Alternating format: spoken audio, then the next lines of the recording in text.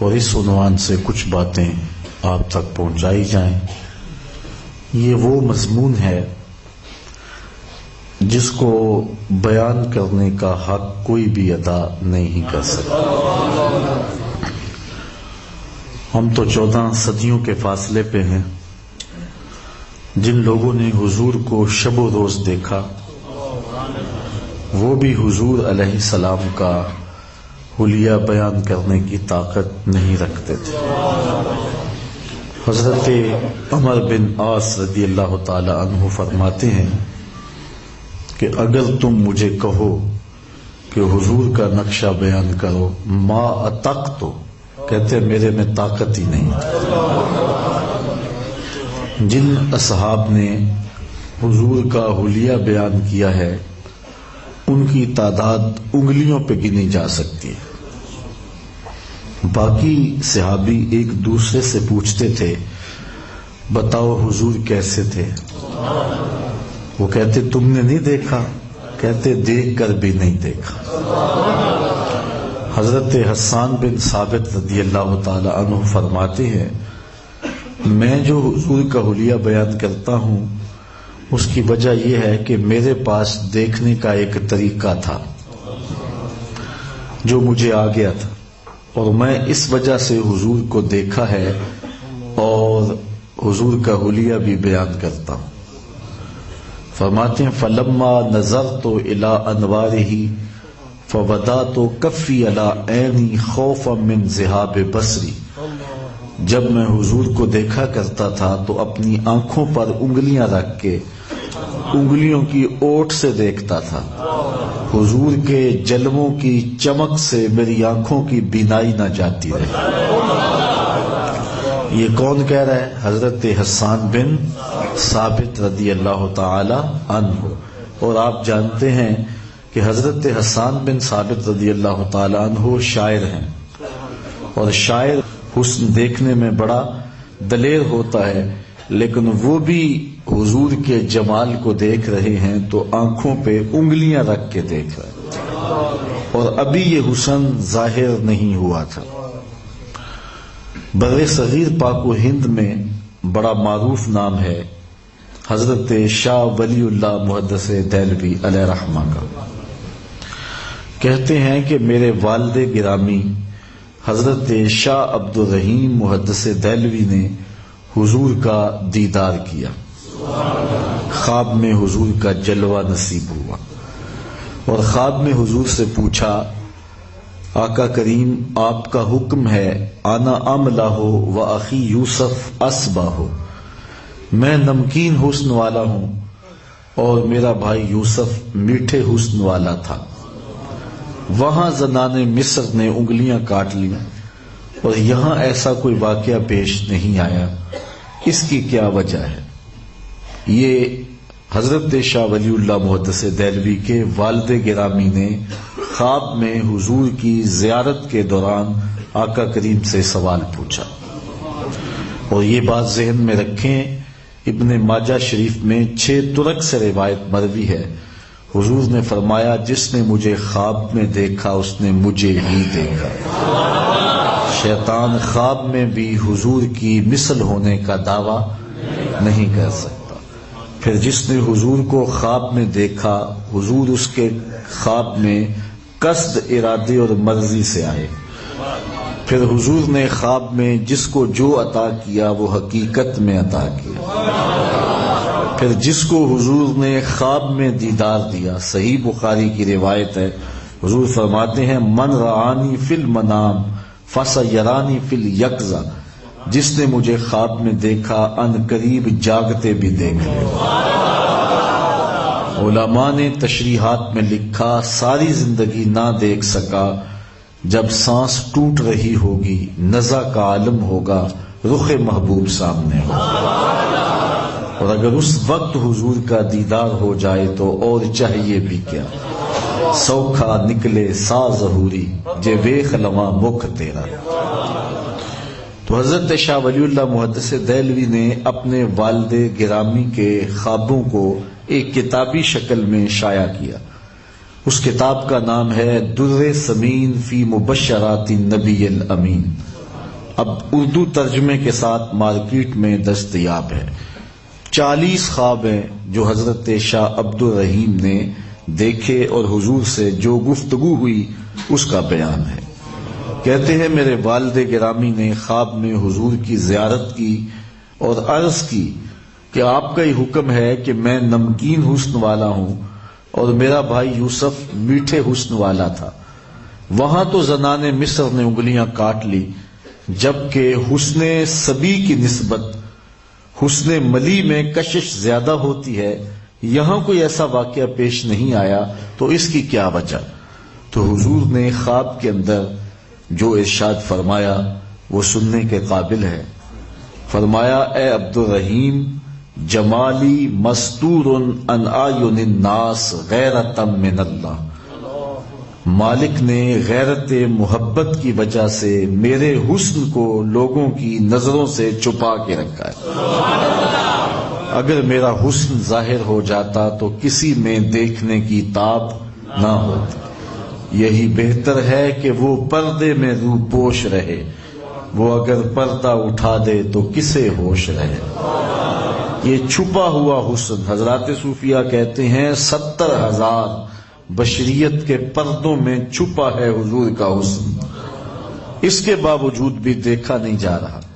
حضرت حسان بن ثابت رضی اللہ تعالی عنہ دیکھ رہے ہیں تو آنکھوں پہ انگلیاں رکھ کے دیکھ رہے ہیں۔ باقی رہی بات زنان مصر کی انگلیوں کے کاٹنے کی، تو حضرت امام احمد رضا کی کہانی سنیے۔ وہ فرماتے ہیں کہ حسن یوسف پہ کٹی مصر میں انگشت زنا، سر کٹاتے ہیں تیرے نام پہ مردان عرب۔ وہاں زنان مصر نے ان کا نام سن کر نہیں بلکہ ان کو دیکھ کر کے، ان کے حسن کو، جمال کو دیکھ کر کے اپنی انگلیاں کاٹ لی۔ انگلیاں کاٹی نہیں بلکہ انگلیاں بے اختیاری میں کٹ گئیں۔ چونکہ یہ عورتیں تانا دیتی تھی حضرت زلیخا کو کہ تو ایک غلام پہ دل ہار گئی ہے، ملک تیموس کی بیٹی ہو کے، عزیز مصر کی بیوی ہو کے، ایک غلام جو کہ بازار سے خریدا گیا ہے اس پہ دل ہار گئی ہے۔ اب زلیخا ان سے بحث کرتی تو مناظرہ لمبا ہو جاتا، وہ مانتی نہ۔ انہوں نے کہا میرے گھر آنا، میں تمہاری دعوت کرنا چاہتی ہوں۔ خرد کے پاس خبر کے سوا کچھ اور نہیں، تیرا علاج نظر کے سوا کچھ اور نہیں۔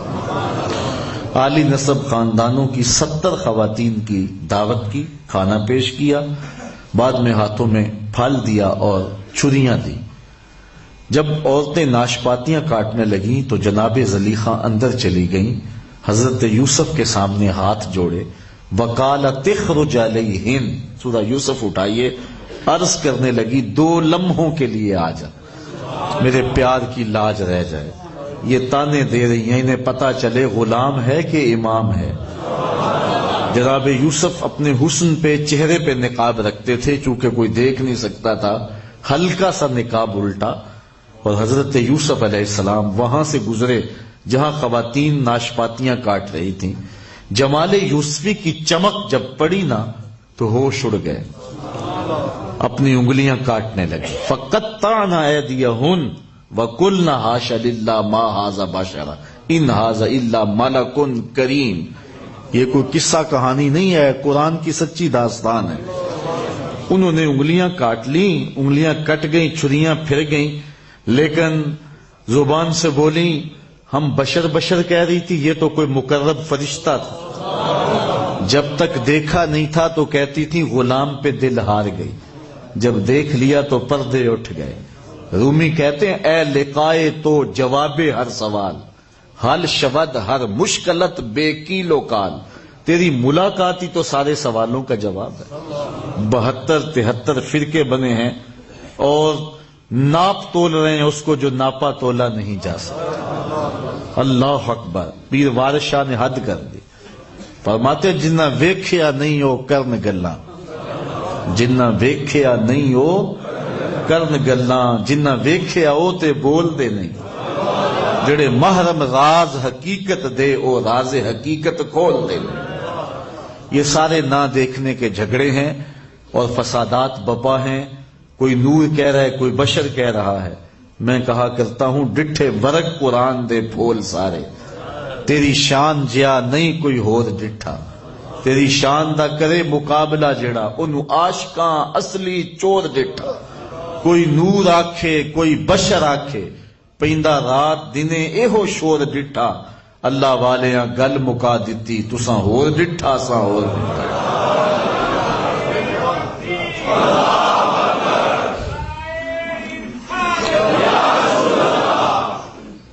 حضور خطیب الاسلام علیہ رحمہ فرمایا کرتے تھے تم نے حلیمہ کی بکریوں کے پیچھے پیچھے دیکھا ہے، سدرہ پر جبریل کے آگے آگے نہیں دیکھا۔ اور اقبال کہتا ہے تو نے یوسف کو کنویں میں دیکھا تو کیا دیکھا، ارے ناداں جو مطلق تھا مقید کر دیا تو، ابھی تو کنویں میں ڈھونڈ رہا ہے، وہ مصر کے تخت کا مالک بھی بنا ہوا ہے۔ تو اصل یہ سارے جھگڑے نہ دیکھنے کے ہیں۔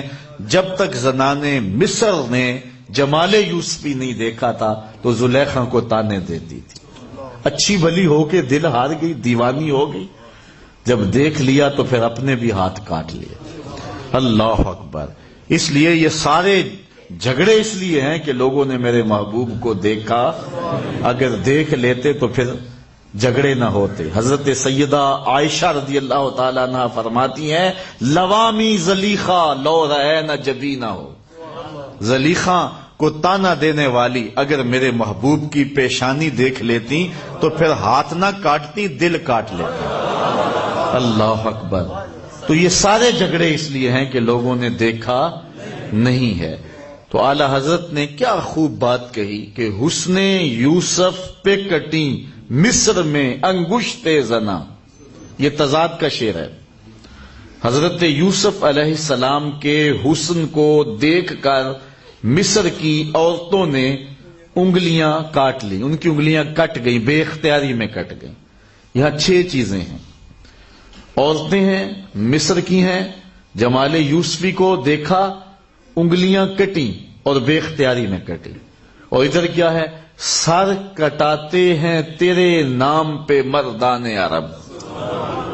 ادھر عورتیں ہیں ادھر مرد ہیں، وہ عورتیں بھی مصر کی، یہ مرد بھی عرب کے، وہ دیکھ کر یہاں نام سن کے، ادھر انگلیاں ہیں ادھر سر ہیں، ادھر کٹی ہیں ادھر کٹاتے ہیں، تسلسل جاری ہے، تسلسل جاری ہے۔ عامر چیمہ نے ابھی کل کٹوائی ہے، حضرت غازی علم الدین نے ابھی تھوڑی دیر ہوئی ہے، 1 صدی بھی نہیں بیتی، انہوں نے بھی سر کٹوایا ہے۔ غازی ممتاز قادری کٹوانے کو تیار بیٹھا ہے، سر کٹاتے ہیں، تسلسل ہے، یہ سلسلہ ختم قیامت تک نہیں ہوگا، تیرے نام پہ مردان عرب۔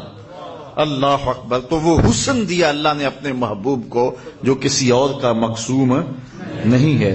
تو اگر کوئی بیان کرے تو بیان کرنے کی طاقت نہیں رکھ سکتا، لیکن اس کے باوجود ہر ایک نے بیان بھی کیا ہے اپنی استطاعت کے مطابق۔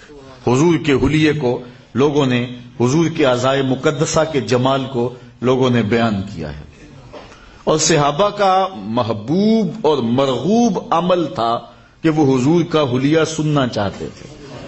یہ جو ہم نے اہتمام کیا ہے آج کی اس مجلس کا، تو کوئی ایسا نہ ہو کہ بعد میں کوئی اس کو بھی غلط کہہ دے کہ یہ کہاں لکھا ہوا ہے، صحابہ کا معمول زندگی تھا۔ اس پہ صرف ایک روایت بیان کر کے مضمون کو آگے بڑھاؤں گا۔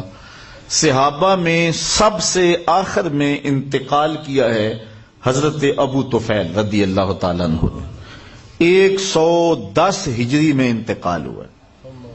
حضور کا وصال ہوا ہے 11 ہجری کے اوائل میں، اور ان کا انتقال ہوا ہے 110 ہجری میں۔ حضور کے وصال کے پورا 100 سال بعد بھی زندہ رہے ہیں۔ حج کا موسم ہے، مسجد حرام کا صحن ہے، لوگوں کا ہجوم ہے۔ حضرت ابو طفیل کسی اونچی جگہ پہ کھڑے ہو گئے اور لوگوں کو کہتے ہیں لوگوں اس وقت روئے زمین پہ میرے علاوہ کوئی نہیں جس نے حضور کو دیکھا ہو۔ ناز ہے نا اس بات پہ کہ میں نے حضور کو دیکھا۔ استاد ذوق نے اپنے شاگردوں سے کہا تھا آنے والی صدیاں تم پہ ناز کریں گی اے لوگو، تم نے ذوق کو دیکھا، تم نے ذوق سے باتیں کی ہیں، کہ زمانہ تم پہ ناز کرے گا کہ تم نے استاد ذوق سے ملاقات کی ہے۔ علامہ اقبال کہتے ہیں نسیم تشنا ہی نہیں، اقبال کچھ اس پہ نازاں، فخر ہم کو بھی ہے شاگردی داغ سخنداں کا۔ میرے استاد تھے محمد علی حاشر صاحب۔ مولانا ظفر علی خان صاحب کا جو ذمہ دار اخبار نکلتا تھا اس میں شاہ سرخیاں وہی لکھتے تھے۔ ان کی عمر کا آخری حصہ تھا، میں ابتدائی ایام میں تھا، تلمذ کا شرف ملا، اور یہ عروض و قوافی یہ میں نے ان سے سیکھے، بحور کا علم۔ تو وہ کبھی بات کرتے تو بڑے اتراتے کہ میں اقبال سے ملاقات کی ہے، میں نے فلاں سے ملاقات کی ہے۔ جس نے ذوق کو دیکھا ہو، جس نے داغ دہلوی سے ملاقات کی ہو، جس نے اقبال سے مجلسیں اختیار کی ہوں، وہ تو ناز کرے، اور جس کی آنکھوں نے جمال محمد عربی دیکھا ہو پھر وہ اپنی قسمت میں ناز کیوں نہ کرے۔ تو حضرت ابو طفیل اونچی جگہ پہ کھڑے ہو گئے اور کھڑے ہو کے کہتے کیا ہیں، لوگوں آؤ، اس وقت روئے زمین پہ میرے علاوہ کوئی نہیں جس نے حضور کو دیکھا۔ اچھا، یہ سننے کی دیر تھی کہ لوگ بھاگ کھڑے ہوئے۔ یار میلاد کی تو شرینی بانٹے تو لوگ اکٹھے ہو جاتے ہیں، جہاں حضور کی باتیں بانٹنے والا آ گیا، جہاں حضور کا ذکر بانٹنے والا آ گیا، تو پھر دور بھی تابعین کا ہے، ارد گرد جھمگٹا بن کے کھڑے ہو گئے۔ اب مسائل حج کے پوچھے ہوں گے نا، چونکہ حج تھا۔ یہ عید ہم سال کے بعد 2 بار پڑھتے ہیں، چھوٹی عید اور بڑی عید، اور مولانا صاحب کو ہر بار طریقہ بتانا پڑتا ہے، اس لیے کہ سال کے بعد جو آتی ہے۔ تو جن لوگوں نے حج کیا ہے انہیں بھی اچھی طرح یہ بات یاد ہوگی کہ وہاں ہر بندہ حج کے مسائل پوچھتا نظر آتا ہے، چونکہ اکثر لوگ پہلی بار گئے ہوتے ہیں، اور اگر کوئی دوسری بار یا تیسری بار بھی گیا ہے تو چونکہ سال کے بعد گیا ہے تو ہر بندہ حج کے مسائل پوچھتا ہوا وہاں نظر آتا ہے، اور جس کو سمجھے کہ اس کو مسائل آتے ہیں اس کے ارد گرد لوگوں کا جمگٹا ہی نظر آتا ہے۔ اب موسم حج کا ہے اور ایک ایسا شخص مل گیا جس نے حضور کو دیکھا ہے، تو پھر صحابہ کو حج کے مسائل پوچھنے چاہیے تھے نا، کہ حضور نے وقوف عرفات کیسے کیا، مزدلفہ کا قیام کیسا تھا، حضور بطن محصر کے قریب سے کیسے گزرے، آقا کریم نے رمی جمرات کیسے کیا، حضور نے طواف زیارت کیسے کیا، طواف الوداع کی کیفیت کیا تھی، مسائل پوچھنے چاہیے تھے نا۔ لیکن کیا پوچھا؟ صف لنا رسول اللہ، ہمیں حضور کا حلیہ بیان کر دو، اگر مل گئے ہو تو بتاؤ حضور کیسے تھے۔ تو حضرت ابو طفیل نے 3 لفظوں میں حضور کا حلیہ بیان کیا۔ وہ لفظ آپ یاد کرنا چاہیں آسان ہے، یاد کر بھی سکتے ہیں۔ کہتے ہیں کان رسول اللہ صلی اللہ علیہ وسلم ابیض ملیحا مقصدا، ابیض ملیحا مقصدا، ایک تو چٹے رنگ کے تھے، حدیث میں آتا ہے ازہر اللون، انور اللون کے لفظ بھی ہیں کہ حضور کا رنگ چمکدار تھا۔ ام معبد کہتی ہے رأیت رجلا ظاہر البزاق، میں نے ایسا شخص دیکھا جس کا رنگ نکھرا ہوا تھا۔ تو یہ ابیض کا لفظ انہوں نے استعمال کیا، ایک تو سفید رنگ تھا، یہ ابیض کا لفظ جو ہے یہ خاص طور پہ حضور کے لیے استعمال ہوا ہے۔ یہ دادا جو ہوتا ہے نا وہ اپنے پوترے سے بڑا پیار کرتا ہے اور بیٹے سے زیادہ پیارے پوتے لگتے ہیں، تو حضور کے دادا جناب عبد المطلب رضی اللہ تعالیٰ عنہ حضور سے بڑا پیار کرتے تھے، اور حضور کا ایک عرفی نام انہوں نے رکھا ہوا تھا، وہ کیا تھا؟ ابیض۔ جب پکارتے یا ابیض، گورے رنگ والے، یہ نام کہہ کے پکارتے تھے۔ حضور علیہ السلام کی عمر ہے 9 سال۔ حضور کے چچا کے پاس لوگ آئے کہ بارش نہیں ہو رہی اور قحط پڑ گیا اور کھانے پینے کے لیے بھی کچھ نہیں ہے، آپ اولاد اسماعیل سے ہیں، ہمارے لیے کوئی دعا کریں۔ تو انہوں نے حضور کو لیا اور سن حرم میں آ گئے، آقا کریم کو کعبۃ اللہ کی دیوار کے ساتھ یوں کھڑا کیا کہ حضور کی پشت دیوار کے ساتھ لگ رہی تھی، اور ایسے ہاتھ اٹھا کے حضور کے چچا جناب ابو طالب نے کہا اے مالک اس گوری رنگت والے کے صدقے می ڈال دے۔ اچھا، کہتے ہیں کہ اب آسمان پہ کوئی بادل نہیں تھا، لوگ جب پلٹے ہیں نا تو واپس گھروں میں بھیگ کے گئے ہیں، تو انہوں نے پھر حضور کا ایک قصیدہ لکھا تھا جو کتب میں موجود ہے، اس کا ایک شعر سناتا ہوں جو اپنے موضوع کی مناسبت سے ہے۔ انہوں نے پھر کہا وَأَبْيَضُ يُسْتَسْقَى الْغَمَامُ بِوَجْهِهِ سِمَالُ الْيَتَامَى عِصْمَةٌ لِلْأَرَامِلِ، یہ میرا ابیض بھتیجا، یہ گوری رنگت والا بھتیجا جس کے چہرے کو دیکھ کے بادل برستے ہیں، اور گھٹائیں آ جاتی ہیں جس کے چہرے کو دیکھ کر کے. یتیموں کا سہارا ہے اور بیواؤں کا آسرا ہے. تو ابیت کا لفظ حضور کے لیے خاص طور پہ استعمال ہوا ہے. تو حضرت ابو طفیل نے یہی لفظ استعمال کیا. کان رسول اللہ صلی اللہ علیہ وسلم ابیض، ایک تو سفید رنگ کے تھے. دوسرا فرمایا ملیحن، حسن نمکین تھا. اللہ اکبر. اللہ تعالیٰ نے اپنے محبوب کو ملاحت عطا کی تھی. کچھ حسن ایسے ہوتے ہیں کہ بندہ دیکھتا ہے اور اس کی چمک پڑتی ہے بندے کے اوپر، اور انسان اس کو دیکھ کر کے جو ہے وہ اپنا سب کچھ لٹا دیتا ہے. اور حسن ملی وہ ہوتا ہے جب بندہ دیکھتا ہے تو دیکھتا ہی رہ جاتا ہے، اور محبوب جب چلے جائیں پھر بندہ دل پہ ہاتھ رکھ کے کھڑا ہو جاتا ہے. اللہ نے اپنے محبوب کو وہ حسن دیا تھا کہ جس میں ملاحت تھی. اعلی حضرت فرماتے ہیں حسن پھیکے ہیں جب تک نہ مذکور ہو. حسن پھیکے ہیں جب تک نہ مذکور ہو، ہے نمکی حسن والا ہمارا نبی، وہ ملی ہے دلارا ہمارا نبی. تو کہا دوسرا حضور کا حلیہ بیان کرتے فرمایا دوسرا حضور کا حسن سراپا ملی تھا، نمکین حسن تھا. تیسری بات جو فرمائی کہا مقصد، ہر معاملے میں توازن تھا. مقصد متوازن تھا، اعضائے بدنیہ متوازن تھے. سواء الصدر والبطن، سینہ اور پیٹ برابر، سر نہ بڑا نہ چھوٹا، قد نہ لمبا نہ چھوٹا. لیسا بالطویل ولا بالقصیر، قد لمبا بھی نہیں ہے قد چھوٹا بھی نہیں ہے. لیکن یہ شان اللہ نے دی ہے اذا جامع الناس غمرہم، 10,000 کا مجمع ہو، بڑے بڑے لمبے قد والے لوگ بھی موجود ہوں، حضور ان کے درمیان کھڑے ہوں، حضور کے کندھے لوگوں کے سروں سے اونچے نظر آئے. یہ اللہ نے اپنے محبوب کو شان عطا فرمائی تھی. یہاں مجھے یاد آئے حضور کے چچا حضرت عباس رضی اللہ تعالیٰ عنہ، بڑا لمبا قد تھا. کسی نے ان سے پوچھا کہ آپ بڑے ہیں یا حضور بڑے ہیں، آپ بڑے ہیں یا حضور بڑے ہیں؟ تو انہوں نے جواب کیا دیا، ذرا غور کیجئے. انہوں نے کہا ہوا اکبر منی وانا اسن منہ، سال زیادہ میرے گزرے ہیں، بڑے حضور ہی ہیں. تو ہر معاملے کے اندر توازن تھا. اب آئیے ہم حضور علیہ السلام کا حلیہ دیکھتے ہیں.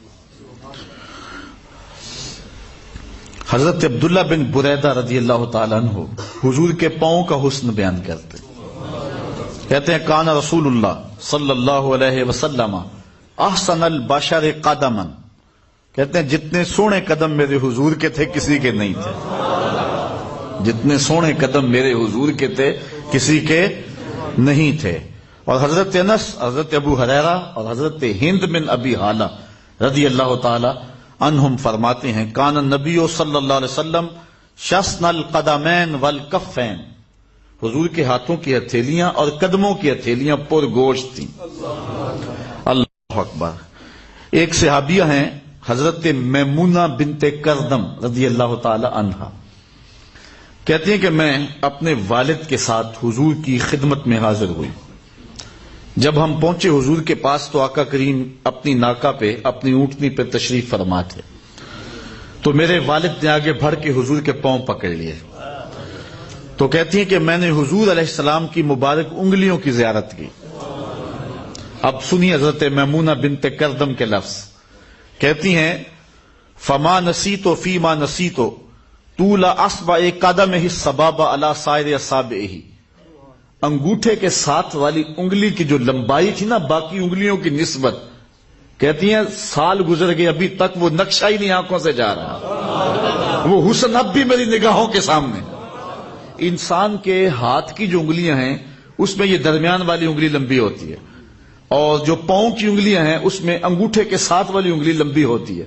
حضرت میمونہ بنت کردم فرماتی ہیں میں کیا بتاؤں، حضور علیہ الصلوۃ والسلام کے انگوٹھے کے ساتھ والی جو انگلی تھی اس کا حسن ہی نہیں بھولتا ہے. یار جس کی انگلیاں اتنی سونی ہیں، جس کے تلوے اتنے سونے ہیں، جس کے قدم اتنے سونے ہیں، اس کا چہرہ کتنا سونا ہوگا.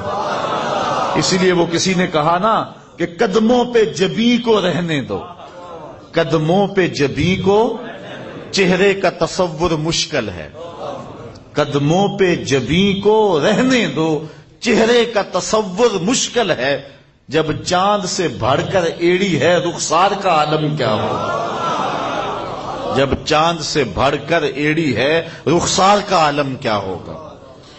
حضور علیہ السلام کے مبارک طلبوں کے بارے میں دو طرح کی روایات ہیں، اخمسان کے لفظ بھی ہیں اور لیس لہا اخمس کے لفظ بھی ہیں، اور اس کی تشریحات کے اندر علماء نے گفتگو کی ہے کہ اصل حضور علیہ السلام کبھی زور سے پاؤں رکھتے تو حضور کا پورا پاؤں جو ہے وہ زمین پہ لگتا، تو جنہوں نے اس نشان کو دیکھا انہوں نے کہا کہ حضور علیہ السلام کے مبارک طلبے برابر تھے، اور کبھی ایسا ہوتا کہ حضور علیہ السلام قدم رکھتے تو پورا قدم نہ لگاتے، اور ایسے کبھی جلدی میں حضور ہوتے، یہ ایسا ایک موقع آیا حضرت سعد بن معاذ کے انتقال کا، اس دن حضور علیہ السلام اپنی انگلیوں کے بل، پنجوں کے بل چل رہے تھے، تو صحابہ نے عرض کی حضور آج آپ پورا پاؤں نہیں لگا رہے؟ فرمایا مدینے میں میرے سعد کے جنازے کے لیے آنے والے فرشتوں کی بھیڑ اتنی ہے کہ پورا قدم رکھنے کی جگہ ہی نہیں مل رہی، 70,000 فرشتے حضرت سعد کے جنازے میں آئے تھے، اللہ کا عرش بھی کانپ اٹھا تھا، جھوم اٹھا تھا حضرت سعد کے جنازے پہ، اللہ اکبر۔ تو حضور علیہ السلام اس طرح چل رہے تھے، تو کبھی حضور علیہ السلام پاؤں لگاتے اور کبھی پورا پاؤں جمتا، ویسے حضور کا طریقہ چلنے کا یہ تھا کہ پاؤں خوب جمتا تھا اور اس کا نشان جو ہے وہ زمین کے اوپر پڑ جاتا، بالخصوص اگر کوئی پتھر ہوتا اور آقا کریم علیہ السلام ننگے پاؤں ہوتے تو حضرت ابو ہریرہ سے روایت ہے انہ صلی اللہ علیہ وسلم کان اذا مشى علی الصخر غاصت قدمہ فیہ، تو حضور علیہ السلام کے قدموں کے نشان اس کے اندر ثبت ہو جاتے۔ سلطان قاتبائی کے پاس ایک پتھر تھا جو اس نے 20,000 دینار میں خریدا تھا، اور اس میں حضور کے قدموں کا نشان نقش تھا، ساری زندگی اس نے اپنے پاس رکھا، مرنے کے بعد اس نے وصیت کی کہ اس پتھر کو میری قبر کے سرانے لگانا۔ امام خفاجی فرماتے ہیں وَهُوَ مَوْجُودٌ إِلَى الْآن، وہ پتھر آج بھی اس کی قبر کے سرانے لگا ہوا ہے، اللہ اکبر۔ تو حضور علیہ السلام کے مبارک قدم کی تلیاں پر گوشت تھی، اور آقا کریم جب زمین پہ پاؤں لگاتے تو پورا قدم لگاتے۔ حضور علیہ السلام کی مبارک پڈلیوں کے بارے میں اللہ اکبر روایات میں آتا ہے، حضور نبی رحمت صلی اللہ علیہ وآلہ وسلم کہ ایک صحابی حضرت ابو جحیفہ رضی اللہ تعالی عنہ فرماتے کانی انظر الی وبیس ساقیہ، میں حضور کی مبارک پنڈلیوں کی چمک اب بھی تصور میں دیکھ رہا ہوں، حضور کی پنڈلیاں انہوں نے دیکھی تھی تو کہتے ہیں آج بھی میرے تصور میں ہیں۔ اچھا، حضور کی پنڈلیوں کا حسن بیان کیا حضرت سراقہ نے، یہ سراقہ بن مالک وہ شخص ہے جس نے حضور علیہ السلام کے گرفتار کرنے کے لیے حضور کا پیچھا کیا تھا۔ جب حضور نے ہجرت کی، ابو جہل نے 100 سرخ اونٹ نام رکھا تو یہ حضور کی تلاش میں نکلا، حتیٰ کہ اس نے حضور کو پا لیا، ناپاک ارادے سے آگے بڑھا، لیکن اس کا جو گھوڑا تھا وہ گھٹنوں تک زمین میں دنس گیا، اس نے معذرت کی، حضور نے معاف کر دیا، گھوڑا باہر آیا، لیکن کیونکہ انعام بہت بڑا تھا پھر دوبارہ پروگرام بدل گیا، پھر آگے بڑھا تو پھر گھوڑا گھٹنوں تک دنس گیا، تیسری مرتبہ پھر ایسا ہوا تو حضور نے فرمایا سراقہ تم مجھے گرفتار کرنا چاہ رہے ہو اور میں تیرے ہاتھوں میں کسرا کے کنگن دیکھ رہا ہوں۔ یہ کب کہا؟ جب حضور ہجرت کر کے جا رہے ہیں۔ جن لوگوں نے یہ مفہوم بیان کیا نا کہ حضور ڈرتے بھاگ گئے تھے، انہوں نے تاریخ کے اوراق کو پڑھا ہی نہیں ہے اور ہجرت کے مفہوم کو سمجھا ہی نہیں ہے۔ علامہ اقبال نے ایک جگہ لکھا ہے قصہ گویاں حق ز ماں پوشیداند معنی ہجرت غلط فہمی دان، انہوں نے ہجرت کے مفہوم کو سمجھا ہی نہیں ہے۔ یہ اسلام کی آفاقیت کے لیے تھا، اور کوئی بھی وطن تمہارا وطن نہیں، ساری دنیا تمہارا وطن ہے، یہ بتلانا مقصود تھا۔ تو مسلمانوں کو آفاقیت دینا مقصود تھا، چین و عرب ہمارا، ہندوستان ہمارا، مسلم ہے ہم، وطن ہے سارا جہاں ہمارا، یہ پیغام دینا مقصود تھا۔ تو خیر حضور علیہ السلام نے فرمایا میں تیرے ہاتھوں میں کسرا کے کنگن دیکھ رہا ہوں، وہ اس زمانے کی سپر پاور ہے اور تم مجھے گرفتار کرنے آئے ہو۔ خیر ان کا سینہ روشن ہو گیا اور حضور کے لیے ان کے دل میں محبتوں کے جذبات پیدا ہوئے، لبوں پر اسلام کا کلمہ جاری ہوا۔ اب جب واپس آئے نا تو جو بھی راستے میں ملتا تو اسے کہتے کہ ادھر رہنے دو، ادھر میں دیکھ آیا ہوں، اور وہ سمجھتے کہ شاید دیکھ آئے ہیں، ملے نہیں، لیکن یہ بھی کہتے میں دیکھ آیا ہوں، ادھر میں دیکھ آیا ہوں۔ وہ راستہ محفوظ ہو گیا، حضور مدینے چلے گئے۔ اچھا، حضرت سراقہ نے جب حضور کو دیکھا نا تو وہ حضور کی پنڈلی کا حسن بیان کرتے ہیں، اللہ اکبر، پنڈلی کا حسن بیان کرتے ہوئے کہتے ہیں کہ جب حضور اونٹنی پہ تشریف فرما تھے اور میں آگے بڑھا، فلما دنوت منہ وہو علی ناقتہ، جب میں گرفتار کرنے کے ناپاک ارادے سے آگے بڑھا نا تو حضور علیہ السلام اپنی ناقہ پہ تھے، اپنی سواری پہ تھے. جعلت انظر الی ساقہ، تو میں حضور کی پنڈلی کو دیکھتا رہ گیا. میں حضور کی پنڈلی کو ہی. اب وہ کیسی تھی؟ اب دیکھو ایک بادیہ نشین نے، ایک عرب نے اس پنڈلی کا نقشہ کیسا کھینچا. کہتے ہیں کانہ جمارہ، کانہ جمارہ، ایسے تھی جس طرح جمارہ ہوتا ہے. اب جمارہ کیا ہے؟ آپ نے کبھی دیکھا ہو کہ کھجور جب نئی شاخیں نکالتی ہے نا تو جو نئی نکلتی ہوئی شاخیں جو ہیں وہ سفید شاخ جو درمیان سے نکلتی ہے چمکدار، اس کو عربی میں جمارہ کہتے ہیں. آپ کبھی غور کریں، یہ جو کیلا نہیں ہوتا، کیلا اس کو بھی توڑتے جائیں اور آخر اس کے اندر ایک راڈ سا نکلتا ہے سفید رنگ کا. اسی طرح یہ جو کھجور ہے، کھجور کی جب تر اور نرم شاخ نکلتی ہے، نئی شاخیں پھوٹتی ہے بہار میں، ویسے کھجور ایسا درخت ہے جس پہ خزاں نہیں آتی. ہر درخت کے پتے جھڑ جاتے ہیں لیکن جس درخت کو محمد عربی سے نسبت ہے نا، مدینے سے، اس کے اوپر خزاں نہیں آتی. یہ کھجور ایسا درخت. لیکن پھر بھی جب بہار آتی ہے، بہار پہ بہار آتی ہے، تو پھر اس کی تازہ شاخیں جب نکلتی ہیں تو جو نرم شاخوں سے نکلتی ہے اس کو عربی میں جمارہ کہتے ہیں. تو اس نے اپنے طریقے کے مطابق بتایا نا. ہم ظاہر ہے یہاں اگر سنبل و لالا کی بات کریں گے تو یہاں کے لوگ تو نہیں سمجھ پائیں گے. یہاں تو میاں صاحب کے لہجے میں بات کرنی پڑے گی نا. ککرتے انگور چڑھایا تے ہر گچھا زخم آیا. تو اس لیے مثال تو اپنے علاقے کی دینی ہوتی ہے.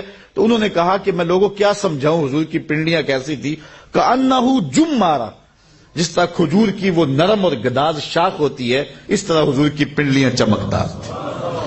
اللہ اکبر. فرماتے ہیں ساق اصل قدم شاخ نخل کرم. حضور علیہ السلام کی پنڈلیاں کرم کے درخت کی شاخیں ہیں. ساق اصل قدم، قدم کی اصل. شاخ نخل کرم شم راہ اصابت پہ لاکھوں سلام. حضور علیہ السلام کے مبارک گھٹنوں کے بارے میں حضرت علی رضی اللہ تعالیٰ عنہ سے روایت ہے کان رسول اللہ صلی اللہ علیہ وسلم دخم الکرادیس.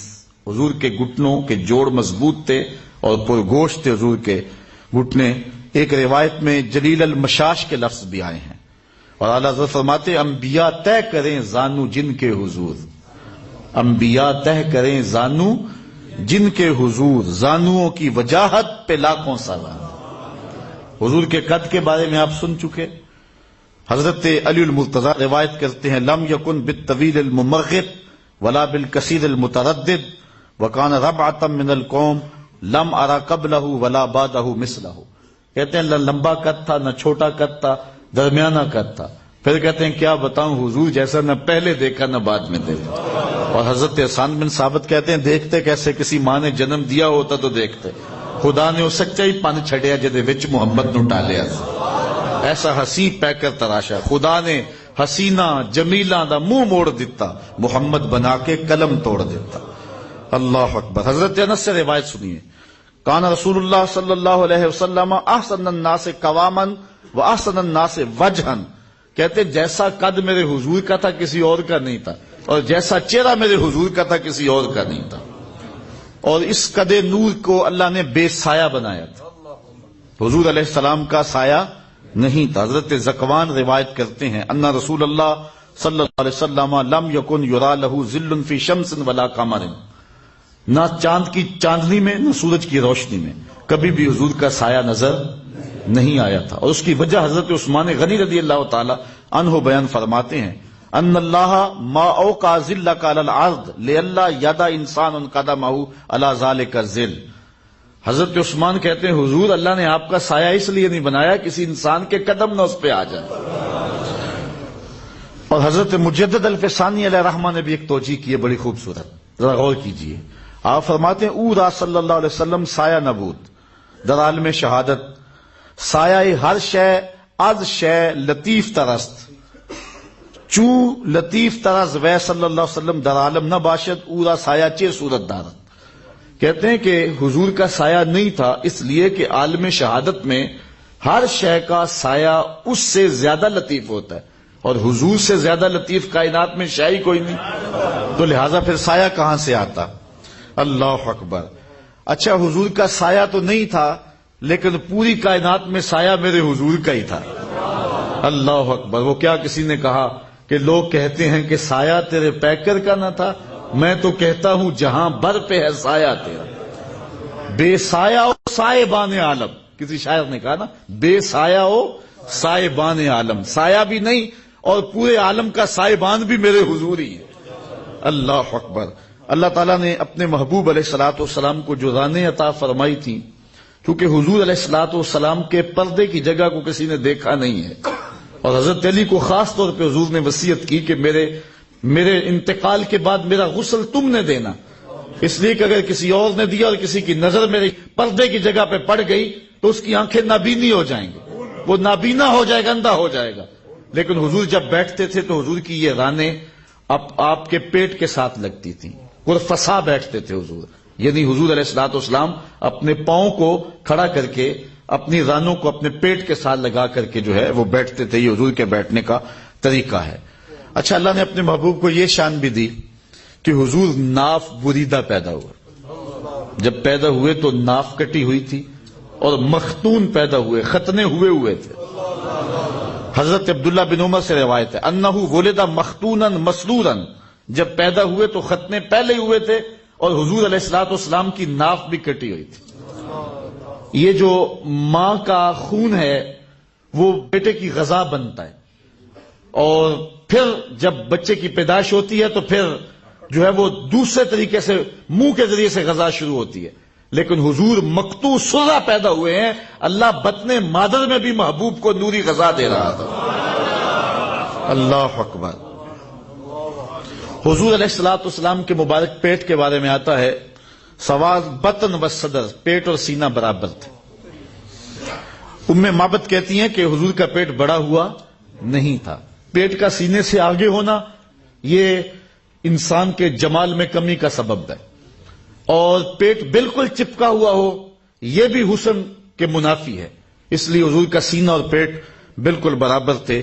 گو کئی دن حضور فاقوں سے گزارتے، لیکن اس کے باوجود اللہ نے اپنے محبوب کو یہ جمال نصیب فرمایا تھا. سینے سے لے کر ناف تک ایک ہلکی سی لکیر تھی حضور علیہ الصلوۃ والسلام کے بطن پر بالوں کی. اس کے علاوہ پورے پیٹ پر اور سینے پر کوئی بال نہیں تھا. لیس فی بطنہ و صدرہ شعر غیرہ، اس کے علاوہ کوئی بال نہیں تھا. حضرت ابو ہریرہ رضی اللہ تعالیٰ عنہ حضور کے پہلوؤں کا ذکر کرتے ہیں. یہ پیٹ اور یہ سائڈ پہ پہلو، تو کہتے ہیں کان رسول اللہ صلی اللہ علیہ وسلم ابید الکشحین، حضور کے پہلو چٹے اور گورے تھے. اللہ اکبر. حضرت اسید بن حضیر رضی اللہ تعالیٰ عنہ ایک صحابی ہیں جو حضور سے مزاح کر لیا کرتے تھے اور حضور ان سے مزاح کر لیا کرتے تھے، اور آقا کریم علیہ السلام کے پاس کھڑے ہو کر کے وہ ایسی گفتگو کرتے کہ لوگ خوش ہو جاتے. آقا کریم کی طبیعت کے اندر سختی نہیں تھی. اللہ تعالیٰ فرماتا ہے لو کنت فظا غلیظ القلب لانفضوا من حولک، اے محبوب اگر تو ترش مزاج ہوتا، تیرے ماتھے پہ شکنیں آتی ہوتی تو اتنے لوگ تیرے گرد جمع نہیں ہوتے. یہ جو بکل مار کے بیٹھے رہتے نا، کسی سے ہنس کے بولتے بھی نہیں ہیں، یہ ان کا اپنا دین ہے. رسول اللہ سے بڑھ کر تبسم کرنے والا کوئی نہیں تھا. متبسم رہتے تھے حضور. جب اکیلے ہوتے تو پھر متفکر رہتے، جب لوگوں سے ملتے تو پھر متبسم ہو جاتے. اور حضور دہک نہیں کرتے تھے، لیکن کبھی کبھی کوئی ایسی بات ہوتی تو حضور اتنا بھی مسکراتے کہ حضور کی داڑھیں بھی صحابہ کو نظر آتی. صحابہ سے مذاق کر لیتے، صحابہ حضور سے مذاق کر لیتے. ایک صحابی کا نام ظاہر بتلایا جاتا ہے اور وہ ایک دیہات کا رہنے والا تھا، اور حضور فرمایا کرتے تھے یہ ہمارا دیہات ہے اور ہم اس کے شہر ہیں. اچھا وہ مسجد نبوی کے آس پاس گھاس لا کر کے بیچتا تھا، اپنے گاؤں سے کاٹتا اور یہاں بیچتا اور یہاں جو پیسے ملتے اس کی چیزیں اپنے دیہات کے لیے لے جاتا. ایک دن وہ گھاس بیچ رہا تھا، حضور گزرے، دیکھا کہ ظاہر بیٹھا ہوا ہے. حضور پیچھے سے گئے چپکے سے اور اس کی کولی بھر لی. یہ کسی کے پیار کو دیکھنا ہونا کہ یہ میرے سے کتنا پیار کرتا ہے، تو وہ بیٹھا ہو تو اچانک پیچھے سے جا کے اس کی آنکھیں بند کر لیتے. اس کو کہتے ہیں کولی بھرنا. اب دیکھتے ہیں آپ کے یہ میرا نام لیتا ہے کہ نہیں لیتا. ہر وقت کہتا ہے جی میں تجھے ہی یاد کر رہا تھا. اب پتا چلے کہ مجھے یاد کرتا ہے کہ نہیں کرتا، کس نمبر پہ میرا نام آتا ہے. آپ دیکھتے چیک کرتے نا کسی کو، اور اگر وہ بوجھ لے نام کہ کون ہے، کس کے ہاتھ ہیں، تو پھر اس کی محبت کا بھرم رہ جاتا ہے. ورنہ آپ اس کو کہتے ہیں ہر وقت کہتا ہے میں تجھے ہی یاد کرتا ہے، آج پہچان ہی نہیں سکا. اب حضور گئے نا چپکے سے جا کے حضرت ظاہر کی کولی بھر لی. اچھا حضور کے ہاتھ آئے اور پتہ نہ چلے کس کے ہاتھ ہیں. اللہ اکبر. ان کو پتا چل گیا کہ یہ ہاتھ میرے حضور کے ہی ہیں. تو انہوں نے پتا کیا کیا، کچھ بتانے کی بجائے اپنی کمر کو پیچھے کیا، حضور کے سینے سے جوڑا رگڑنا شروع کر دیا. حضور آنکھیں دبائیں کہ بول بتا کون، لیکن وہ بولے ہی نہ. اور میں کہتا ہوں اس نے کبھی بھی نہیں بولنا تھا. سفنے دے وچ ماہی ملیا، سفنے دے وچ ماہی ملیا تے گل وچ پا لیاں باواں، ڈر دی ماری اکھ نہ کھولا متا پھر وچڑ نہ جاواں. حضرت ظاہر بول ہی نہیں رہے اور حضور آنکھیں دبا رہے. پھر حضور نے خود ہی فرمایا اس غلام کو کون خریدے گا؟ اس نے کہا حضور میں تو بڑا سستا ہوں، مجھے کس نے خریدنا ہے؟ فرمایا تو اللہ کے ہاں بڑا مہنگا ہے، تو اللہ کے ہاں بڑا مہنگا ہے. تو صحابہ حضور سے مزاق کر لیتے. ایک صحابی کا ذکر آتا ہے وہ حضور سے عملی مزاق کرتا تھا. ایک تو ہے کہ گفتگو ایسی کرو کہ مزہ پیدا ہو جائے، ایک ہے کام ہی ایسا کرو. وہ جاتا منڈی میں سبزی خرید لیتا، کوئی نیا پھل آتا خرید لیتا، حضور کی خدمت میں آ کے ہدیہ پیش کرتا، حضور قبول کرتے، خود کھاتے، جو پاس بیٹھے ہوتے ان کو کھلا دیتے. اچھا اس کو دعا دیتے کہ یہ نیا پھل آیا تو نے ہمیں کھلایا، اللہ تجھے جزا دے. 2 4 5 دن بعد دوبارہ جب وہ منڈی جاتا نا تو جس سے وہ پھل لیا تو ادھار ہوتا، وہ پیسے مانگتا، کہتا آپ تجھے حضور کے پاس لے کے چلو، یہ پھل تو میں حضور کے لیے لے کے گیا تھا. اور پھر اس کو لے کے حضور کے پاس آ جاتا، حضور وہ جو پرسوں پھل نہیں کھایا تھا یہ اس کے پیسے مانگ رہا. حضور فرماتے میاں تو نے وہ تحفہ نہیں دیا تھا؟ عرض کرتا غریب آدمی ہوں، تحفہ کیسے دے سکتا تھا، میں نے سوچا سب سے پہلے حضور ہی کھائیں. تو آقا کریم اس کی قیمت بھی ادا کرتے اور پھر دوبارہ دعا دیتے. پھل کھلاتا، مفت کھلاتا، 2 مرتبہ دعائیں بھی لے جاتا. تو یہ آقا کریم علیہ السلام کے ساتھ صحابہ کا یہ محبت کا انداز تھا. اللہ اکبر. یہ حضرت اسید بن حضیر بھی ایسے شخص تھے. اچھا ایک دن کھڑے کھڑے حضور علیہ السلام سے باتیں چل رہی ہیں تو حضرت اسید بن حضیر کے پہلو سے کپڑا ہٹا ہوا تھا. تو یہ ایسی باتیں سنا رہا ہے کہ لوگ خوش ہو رہے ہیں، لوٹ پوٹ ہو رہے ہیں. حضور نے اپنے ہاتھ کو ان کی جو ہے ان کے پہلو پہ مارا، کہا چل بس بھی کر اب. تو حضرت حضیر کا رنگ جو ہے ایک دم بدل گیا. عرض کی حضور میں نے بدلہ لینا ہے. سب حیران ہے کہ حضیر کیا کہہ رہے ہیں، ابھی ہنس رہے تھے، اب کہتے ہیں میں بدلہ لینا ہے. حضور ناراض نہیں ہوئے. حضور نے فرمایا لے لے بھائی. اس نے کہا نہ، جب آپ نے مجھے تھپڑ رسید کیا تھا نا تو میرا کش جو تھا، میرا جو پہلو تھا وہ برہنہ تھا، ننگا تھا، اس کے اوپر کپڑا نہیں تھا. حضور نے کپڑا ہٹا دیا. اللہ اکبر. جب کپڑا ہٹایا نا سارے صحابہ کو غصہ آ رہا حضرت اسید پہ، یہ کیا کرنے لگے. لیکن جب حضور کا کپڑا ہٹا نا اور گوری گوری حضور کے پہلوؤں کی وہ رنگت اور جھلک دکھائی دی، اب لفظ سنو، فاحتضنہ فجعل یقبل کشہ فقال بأبی انت وأمی یا رسول اللہ اردت ھذا. آگے بڑھ کے لپٹ گیا اور حضور کے پہلو کو چومنے لگا اور پھر کہنے لگا میرے ماں باپ آپ پہ قربان ہو حضور، یہ سارا کام میں نے اس لیے کیا تھا، ورنہ میں کون ہوتا ہوں آپ سے بدلہ لینے والا. اللہ اکبر. خندق کے موقع پر بھی صحابہ نے حضور علیہ الصلوۃ والسلام کے مبارک بطن کو دیکھا تھا اور حضور کے بطن پہ بندے ہوئے پتھر بھی انہوں نے دیکھے تھے. اس کے علاوہ بھی کئی ایسے مقامات آئے کہ صحابہ نے حضور کا بطن اقدس بھی دیکھا ہے، حضور کی پشت بھی دیکھی ہے. حضرت محرش بن عبداللہ روایت کرتے ہیں کہ حضور علیہ السلام کو میں نے ایک دن احرام باندھتے ہوئے دیکھا حج کا. تو جب حضور علیہ السلام احرام باندھ رہے تھے تو میں نے حضور کی پشت دیکھ لی. فَنَظَرْتُ إِلَىٰ ظَهْرِهِ كَأَنَّهُ سَبِيكَةُ فِضَّةٌ. ایسا لگتا تھا جس طرح چاندی میں ڈلی ہوئی ہے. اللہ اکبر. حضرت عائشہ سے روایت ہے کان رسول اللہ صلی اللہ علیہ وسلم واسع الظہر. حضور علیہ السلام کی مبارک جو پشت تھی وہ بالکل کشادہ تھی، واضح تھی. حضور کے سینے کے بارے میں حضرت ہند میں نبی حالہ روایت کرتے ہیں، کہتے ہیں کان رسول اللہ صلی اللہ علیہ وسلم عریض الصدر. حضور کا سینہ کشادہ تھا اور اللہ خود کہہ رہا ہے لم نشرح لک صدرک. اللہ اکبر. حضور علیہ السلام کا سینہ جس طرح ظاہراً کشادہ تھا اس طرح حضور کا سینہ باطناً بھی مانن بھی کشادہ تھا. اور کتنا کشادہ تھا ایک روایت دیکھیں. حضور فرماتے ہیں رأیت ربی عز وجل فی احسن صورہ، میں اللہ کو احسن صورت میں دیکھا. قال فیما یختصم الملأ الاعلی. ارشاد فرمایا کہ یہ فرشتے کس بات پہ بحث کر رہے ہیں؟ قلت انت عالم، میں نے کہا مالک تو بہتر جانتا ہے۔ قال فوضع کفہ بین کاتفی، تو اللہ تعالیٰ نے اپنا دست کرم میرے دو کندھوں کے درمیان رکھا۔ دست کرم، دست قدرت، یہ متشابہات میں سے، میرے دو کندھوں کے درمیان رکھا۔ پھر کیا ہوا؟ فوجدت بردھا بین صدیی، اس کا دست قدرت یہاں آیا، ٹھنڈ میرے سینے میں پڑا۔ پھر کیا ہوا؟ فعلمت ما فی السماوات و ما فی الارض، پھر زمین آسمان کے اندر جو کچھ تھا سب کچھ میں نے جان لیا۔ اتنا کشادہ ہو گیا حضور علیہ السلام کا مبارک سینہ۔ حضور کے سینہ اطہر میں حضور علیہ السلام کا قلب اطہر تھا۔ اچھا، اعلی حضرت کا سلام آپ ہر جمعۃ المبارک کو سنتے ہیں، اس میں حضور کے معجزات کا بھی بیان ہے، اور حضور کے پائے انور سے لے کر کے حضور کے سر انور تک حضور کے ایک ایک عضو کا حسن بھی بیان ہوا ہے۔ کبھی ہونٹوں کا ذکر کرتے ہیں، پتلی پتلی گلے قدس کی پتیاں، ان لبوں کی نزاکت پہ لاکھوں سلام۔ کبھی سر کا ذکر کرتے ہیں جس کے آگے سرے سروراں خم رہے۔ کبھی حضور علیہ السلام کی آنکھوں کی اور حضور کی ناک کا ذکر کرتے ہیں، نیچی نظروں کی شرم و حیا پر درود، اونچی بینی کی رفت پہ لاکھوں سلام۔ کبھی ہاتھوں کا ذکر، ہاتھ جس سمت اٹھے غنی کر دیا، موج بحر سماحت پہ لاکھوں سلام۔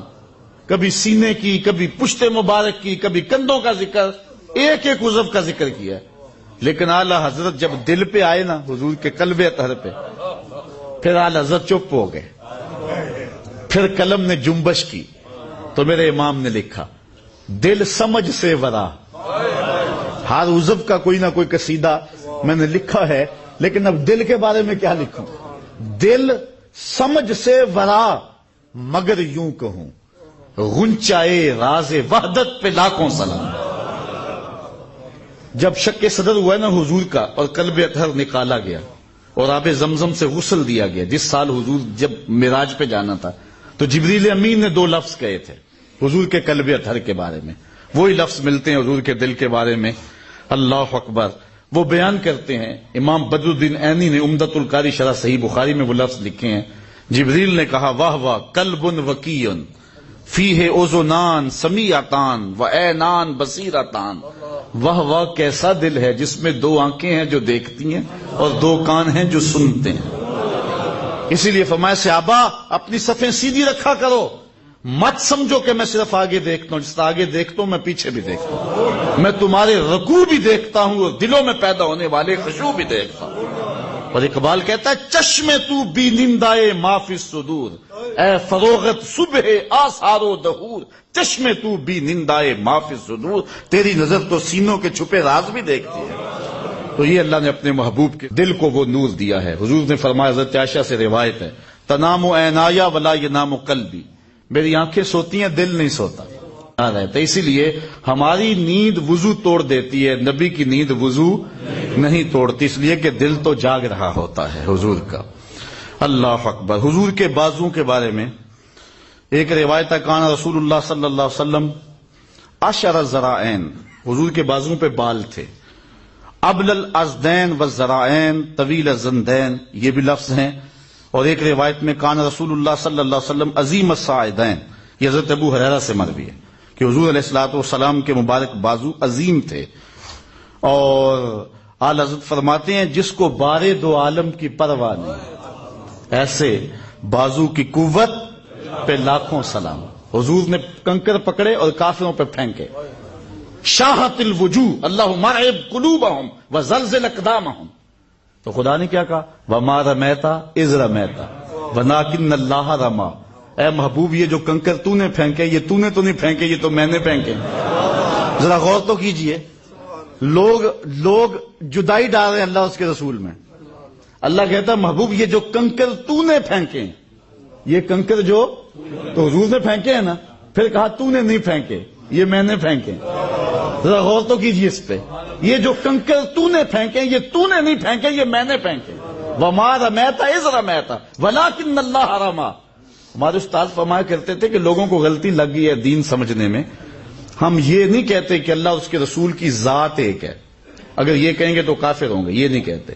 ہم کہتے ہیں ذات ایک نہیں ہے لیکن بات ایک ہی ہے۔ ذاتیں دو ہیں لیکن باتیں دو نہیں، ذات ایک نہیں لیکن بات تو کنکر محبوب نے پھینکے، اللہ فرماتا محبوب یہ میں نے پھینکے، اللہ اکبر۔ تو محبوب علیہ الصلوۃ والسلام کے وہ بازو، ان پر ایک حدیث سناؤں، ایک ظاہری حسن ہے نا بازوؤں کا، اور ظاہری لمبائی ہے کہ موزونیت کے ساتھ حضور علیہ السلام کے مبارک بازو لمبے تھے، لیکن اس کا ایک اور مانوی قد بھی ہے، اور وہ حضرت عبداللہ ابن عباس بیان کرتے ہیں، کہتے ہیں نماز پڑھائی حضور نے، نماز پڑھاتے پڑھاتے حضور نے ہاتھ آگے کیا، بخاری کی روایت ہے، پھر پیچھے کر لیا، سلام پھرا تو صحابہ نے پوچھ لیا حضور آج آپ نے نماز پڑھاتے پڑھاتے ہاتھ آگے کیا پھر کھینچ لیا، کیونکہ صحابہ سمجھتے تھے حضور کی اداؤں کا نام دین ہے، تو یہ آج نئی ادا سامنے آئی ہے تو یہ بھی دین ہوگا، تو انہوں نے کہا کہ حضور ہم بھی ایسے کیا کریں، یہ نماز کا حصہ ہے،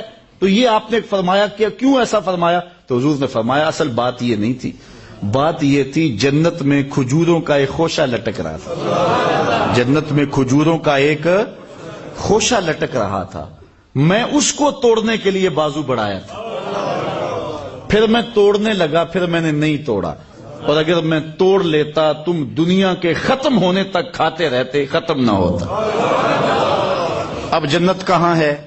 7 آسمانوں کے اوپر، پہلے آسمان تک جانا ہو، عربی تازی گھوڑا ہو، بغیر کسی رکے ہوئے 500 سال تک دوڑے تو پہلے آسمان تک پہنچے، پھر اتنی ہی موٹائی، پھر 2 آسمانوں کے درمیان فاصلہ، پھر دوسرا، پھر تیسرا، پھر فاصلہ، پھر کہیں جنت، جنت کا درخت بھی ایک 500 سال کی اونچائی پہ ہوتا ہے، اور حضور نے یہاں سے ہاتھ اٹھایا اور وہاں پہنچا دیا، وہاں تک جا سکتا ہے، ضرورت وہاں تک تھی کیونکہ پھل وہاں لگا تھا، اگر آگے بھی لے جانا چاہتے تو جا سکتا، کیونکہ پھل وہ توڑنا اس لیے وہاں تک پہنچایا۔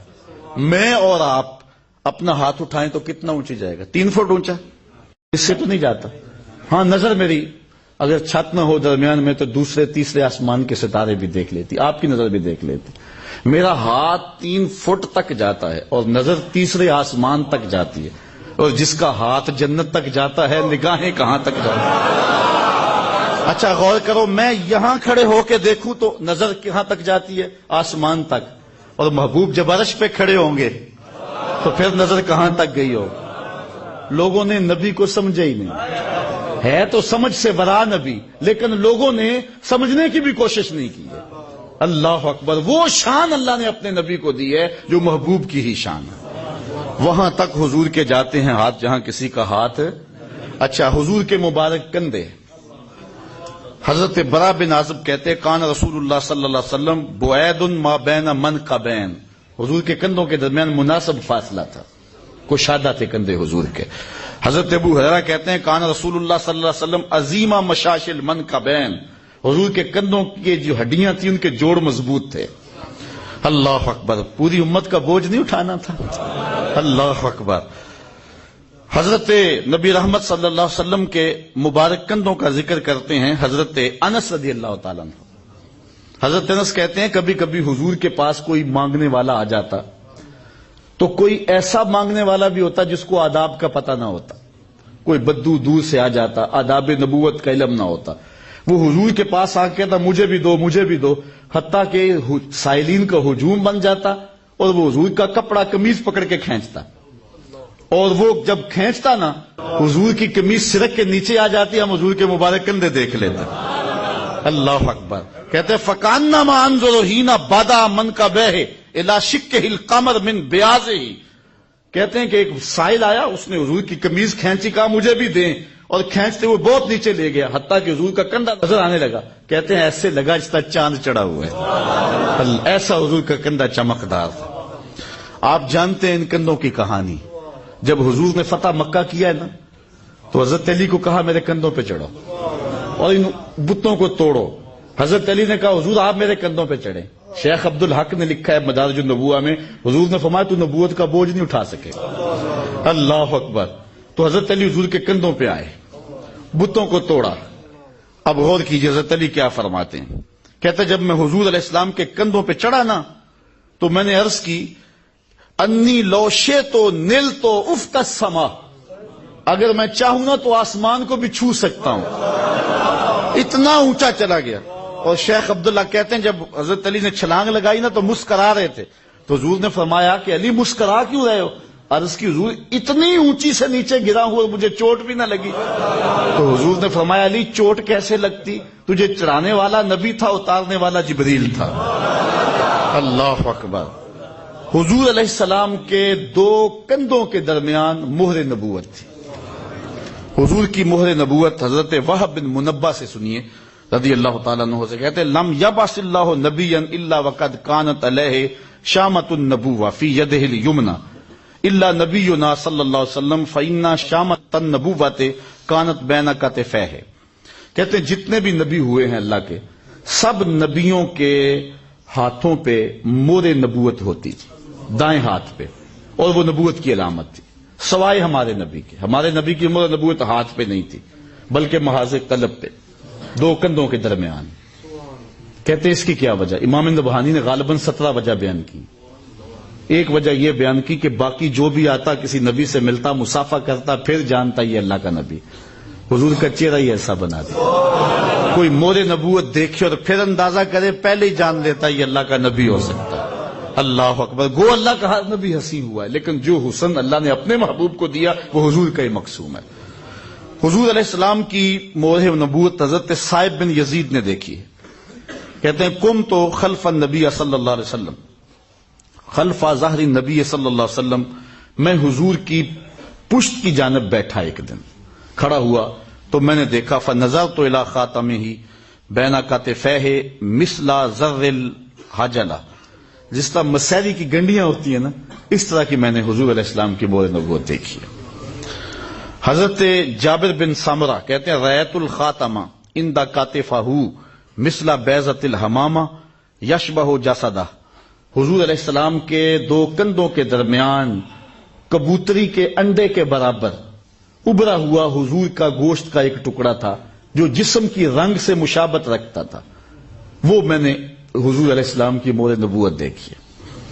اچھا, حضور علیہ السلام کی مہر نبوت کا ذکر کرتے ہیں حضرت سلمان فارسی. آپ جانتے ہیں صحابہ میں سب سے زیادہ لمبی عمر کسی نے پائی ہے تو وہ حضرت سلمان فارسی نے پائی, 350 سال زندگی پائی.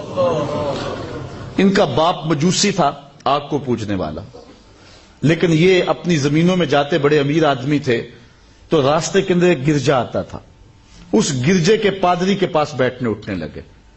اس نے بتایا کہ یہ جو ہے وہ آگ کو پوجنا اچھی بات نہیں ہے, اور اس نے ان کے دل میں سچی طلب پیدا کی. حضرت سلمان فارسی کے باپ کو پتا چلا تو انہوں نے ان کو باندھ دیا. یہ کسی طرح سے جان چھڑا کر کے وہاں سے بھاگ گئے, اور کہتے ہیں کہ میں بھاگ کے ایک پادری کی جا کے خدمت کرتا رہا, ساری زندگی گزار دی. جب اس کا آخری وقت آیا اس نے مجھے بلایا, بلا کے کہا تو نے بڑی نوکری کی ہے, بڑی خدمت کی ہے میری, میں تجھے کچھ دینا چاہتا ہوں. میں نے کہا کہ میں اسی لیے تو آپ کے پاس آیا ہوں. اس نے کہا کہ میری تدفین کے بعد غموریا چلا جانا, وہاں کا پادری ہے جو اس وقت کتاب اللہ کا صحیح عالم ہے, اس کے پاس تجھے کوئی خیر کی بات ملے گی. میں تجھے صرف اتنی بات بتاتا ہوں کہ اس وقت روئے زمین پر اس سے بہتر کوئی شخص نہیں ہے. کہتے میں نے اس کی تدفین کی مرنے کے بعد, اور غموریا چلا گیا. ساری زندگی میں نے وہاں گزار دی. پھر جب وہ مرنے لگا تو اس نے مجھے بلایا, کہنے لگا کوئی ایسا شخص نہیں ہے کہ جس کے پاس اب میں تجھ کو بھیجوں, لیکن اب تو چلا جا یثرب میں, نبی آخر الزماں کے ظہور کا وقت قریب آ گیا, اور وہ ہجرت کر کے یثرب میں آئیں گے. کہتے میں نے اس کو کہا کہ میں کیسے پہچان سکوں گا کہ وہ اللہ کے نبی؟ کوئی شخص بھی تو دعویٰ کر سکتا ہے. اس نے کہا نشانیاں بتا دیتا ہوں. ایک نشانی یہ ہے صدقہ نہیں لیں گے, دوسری نشانی یہ ہے ہدیہ لیں گے, تیسری نشانی یہ ہے دو کندھوں کے درمیان مہر نبوت ہوگی. کہتے ہیں کہ میں یثرب کی جانب چلنے لگا تھا, آگے سے قافلہ آ رہا تھا, انہوں نے مجھے پکڑ کے غلام بنا لیا, اور میرے ساتھ بھلا یہ کیا کہ آ کے مدینے میں بیچ دیا. ایک یہودی نے مجھے خرید لیا اور اپنے باغ میں خدمت کے لیے وقف کر دیا. شہزادے تھے, بہت بڑے باپ کے بیٹے تھے, لیکن سچی طلب کے لیے کبھی عرش پر کبھی فرش پر, کبھی ان کے در کبھی در بدر, غم عاشقی تیرا شکریہ میں کہاں کہاں سے گزر گیا. کہتے ہیں میں نے کہا مجھے غلامی بھی قبول ہے. اچھا, کہتے ہیں کہ میں ایک دن اس کی کھجوریں توڑ رہا تھا اور کھجور کے اوپر چڑھا ہوا تھا. اللہ اکبر. اچانک طلع البدر علینا کی آوازیں آنے لگی. بس میرے اندر کشش پیدا ہوئی اور میں نے چھلانگ لگائی اور دوڑ پڑا. میرے مالک نے پیچھے بڑھ کے مجھے پکڑ لیا. اس نے سمجھا شاید غلام بھاگ گیا. میں نے کہا میں غلام تیرا ہی ہوں, یہ جسم تیرا ہی ہے لیکن دل نوکر کسی اور کا ہے. کہتے میں تھوڑی سی کھجوریں لی اور حضور کے پاس چلا گیا. میں نے کہا حضور یہ قبول فرمائیں, یہ صدقہ ہے. فرمایا ہم نبی ہم صدقہ نہیں کھاتے. کہتے ایک نشانی پوری ہو گئی. پھر کچھ دن ڈال کر کے میں پھر کھجوریں لی اور عرض کی حضور یہ ہدیہ ہیں. حضور نے قبول فرما لی. اب تیسری نشانی کی میں طاق میں تھا کہ کوئی موقع ملے تیسری نشانی بھی دیکھ سکوں. کہتے ایک دن مجھے موقع ملا, حضور تشریف لائے, میرے باغ میں آ گئے. اتیت رسول اللہ صلی اللہ علیہ وسلم, میں حضور کے پاس آیا. تو جب میں حضور کے قریب ہوا نا تو میں پیچھے پیچھے ہوتا تاکہ میں وہ کسی طرح سے حضور کی مہر نبوت دیکھ لوں. تو آقا کریم نے کیا کیا, فعال کا الیہ رداءہ, حضور پیچھے چادر رکھتے تھے, حضور نے اتاری اور میری جانب پھینکی. پھر رخ میری جانب پھیرا. وقالا, اور فرمایا انظر الی ما امرت بہ, اس نے جو بتایا تھا دیکھ لے, اس نے جو بتایا تھا وہ دیکھ لے. فرأیت الخاتم بین کفیہ. اللہ